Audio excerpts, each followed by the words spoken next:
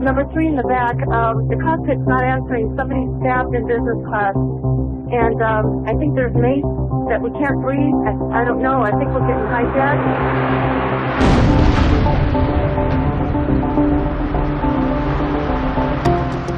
월드 트레이드 센터는 제목 그대로 9.11 테러로 붕괴된 무역센터의 이야기를 직접적으로 다루고 있습니다. 영화는 테러가 있었던 9월 11일 아침, 평소와 다름없이 일상을 시작하는 항만경찰청의 대원들 모습으로 시작합니다. 하지만 영화가 시작된 지 10분도 되지 않아서 비행기 충돌로 불타고 있는 무역센터의 모습이 뉴스 화면으로 등장합니다. 화염에 휩싸인 무역센터의 모습, 길거리에 쓰러져 있는 사람들과 우왕좌왕하는 경찰과 구조대, 건물에서 떨어지는 엄청난 파편들과 피범벅이 된 채 뛰어가는 사람, 그리고 건물이 무너져 내린 이후에 처참하게 남아있는 잔해의 모습까지.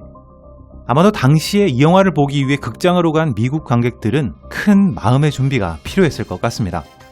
하지만 이 영화가 9.11 테러를 다루는 방식에는 한 가지 특이한 점이 있습니다. 비행기가 충돌하거나 건물이 무너져 내리는 모습을 컴퓨터 그래픽이나 특수효과로 다시 재현하지는 않았다는 점입니다. 분명 당시의 영화 기술이라면 비행기가 건물에 충돌하는 모습이나 건물이 무너져 내리는 모습을 훨씬 실감나게 재현할 수 있었을 겁니다. 하지만 이런 상황들은 그저 낮게 날고 있는 비행기의 그림자나 건물 안에서 흔들림을 느끼는 장면으로만 간접적으로 묘사되고 있습니다. 영화에서 가장 중요한 사건인 무역센터의 붕괴 장면 역시 겉에서는 보여주지 않고 안에 갇힌 주인공들의 시점으로만 간접적으로 보여주고 있습니다. 이 영화에 등장하는 9.11 테러의 모든 장면은 뉴스에서 보도되었던 실제 화면들만 사용되었습니다. 모든 사람들이 이미 알고 있는, 이미 본 적 있는 장면 이외에는 어떤 모습도 영화적인 기술과 상상력으로 추가하지 않았다는 거죠. 이 영화는 9.11 테러 자체에 초점을 두지 않고 붕괴된 건물에 매장된 항만경찰대원의 이야기가 러닝타임의 절반 이상을 차지하고 있습니다. 이들의 수색과 구조, 생존에 초점을 맞추면서 이 과정에서 몸을 사리지 않고 뛰어든 여러 희생정신을 부각시키고 있죠. 플라이트 93 역시 마찬가지입니다. 이 영화는 테러리스트들이 비행기를 납치하고 목표물까지 날아가는 과정을 가감없이 담고 있지만 비행기가 추락하거나 충돌하는 장면은 등장하지 않습니다. 월드 트레이드 센터와 마찬가지로 관제탑에서 보는 뉴스 화면으로 대체하고 있죠. 아마도 뉴스에 보도된 표면적인 내용으로 9.11 테러를 기억하시는 분들이라면 무역센터에 충돌한 2개의 항공기가 전부였다고 생각하실 수도 있습니다. 하지만 9.11 테러는 19명의 테러범들이 총 4대의 민항기를 납치하고 워싱턴과 뉴욕을 동시에 공격한 사건이었습니다. 2대는 무역센터 건물에 충돌했고 한 대는 펜타곤에, 나머지 한 대는 워싱턴으로 향하던 도중에 펜실베니아의 들판에 추락했습니다. 바로 이 추락한 항공편의 이야기를 담은 영화가 플라이트 93입니다.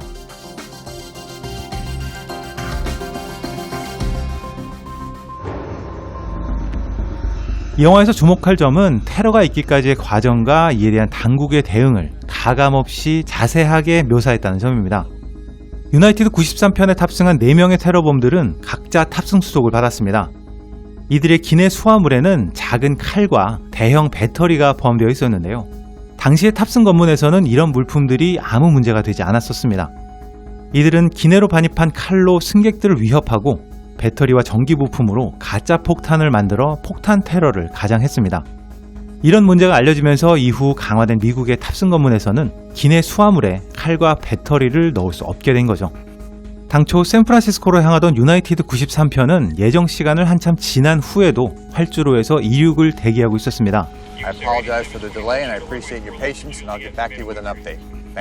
이들이 활주로에 머물고 있었던 시간에는 이미 테러범에 의해 여러 편의 민항기가 피랍되었다는 사실이 관제탑에 전달된 상황이었습니다. 하지만 이런 상황에서도 관제국은 유나이티드 93편의 이륙을 정상적으로 승인하게 됩니다. 실제로 9.11 테러가 있었던 날 아침 8시 19분에는 납치된 항공기의 승무원이 직접 통신을 통해서 항공기가 납치되었고 승무원이 칼에 찔린 상황을 관제탑에 보고했었습니다. Number 3 in the back, the cockpit's not answering. Somebody's stabbed in business class. And I think there's mates that we can't breathe. I don't know. I think we're getting hijacked. 8시 24분에는 테러범들이 기내 방송인 줄 알고 잡았던 마이크가 사실은 관제탑과 교신하는 무전기여서 자신들이 비행기를 탈취했다는 사실을 직접 알리기도 했었습니다.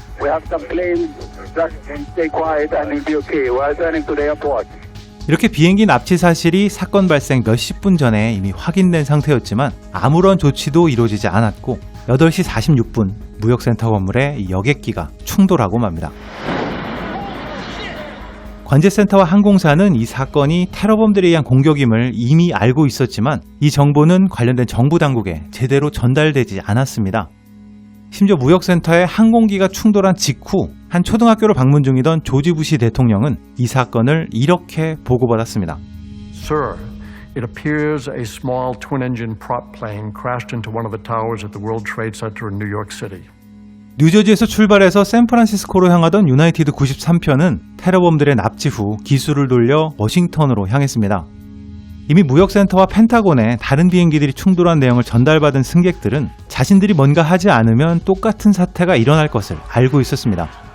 용감한 일부 승객들이 테러범들에게 저항하기 시작했고 조종소까지 진입하는 데는 성공했지만 조종관을 잡으려고 몸싸움을 벌이는 과정에서 추락하면서 탑승자 40명 전원이 사망하는 참혹한 결과를 낳았습니다.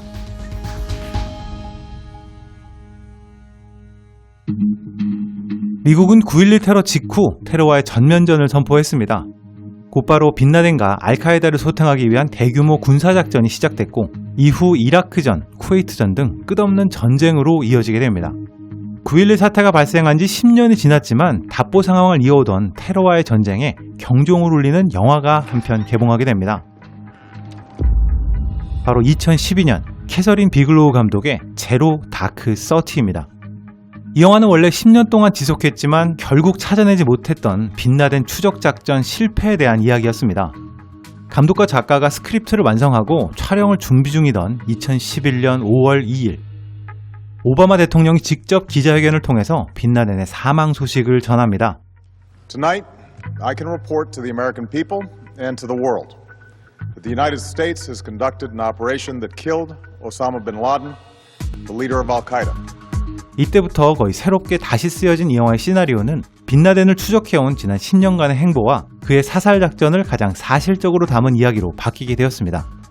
제목 역시 기존과는 완전히 다르게 자정 넘어 시행된 30분간의 작전이라는 군사용어 제로 다크 서티로 정해졌습니다.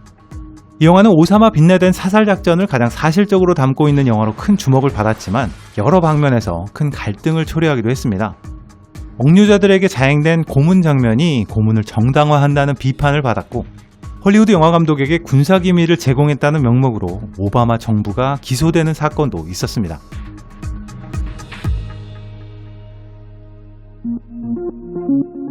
(2010년) 이후부터는 9.11 테러를 직접적으로 다루지는 않았지만 다양한 방면에서 영향을 받은 영화들이 등장하기 시작했습니다.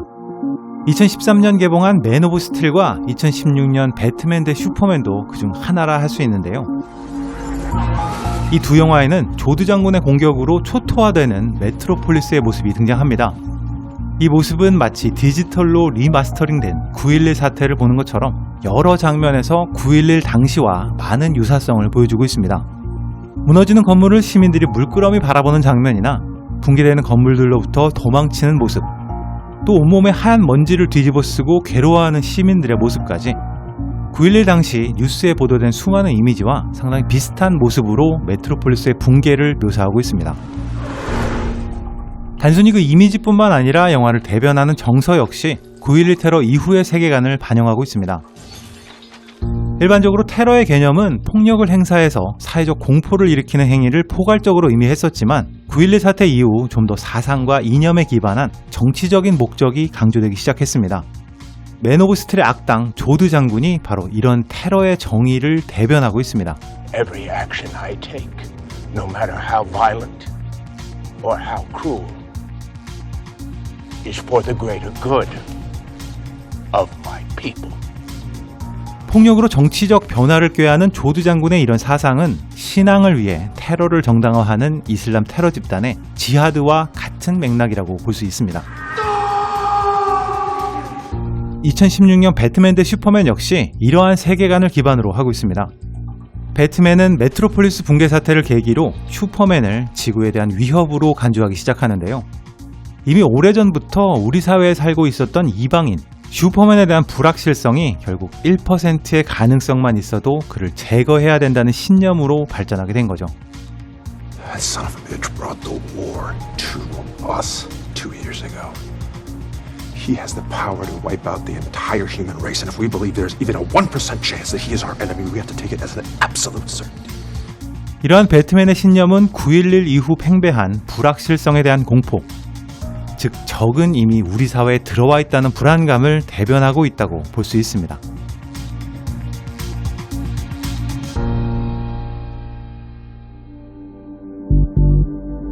세계무역센터가 붕괴된 자리에는 이제 그날의 희생자를 추모하는 메모리얼이 자리 잡고 있습니다. 9.11이 남긴 붕괴의 흔적은 조금씩 사라지고 있지만 그날이 바꿔놓은 역사는 여전히 세계 곳곳에서 현재 진행형으로 계속되고 있습니다. 앞으로는 이런 비극이 결코 반복되지 않기를 바라면서 지금까지 빨간 도깨비였습니다.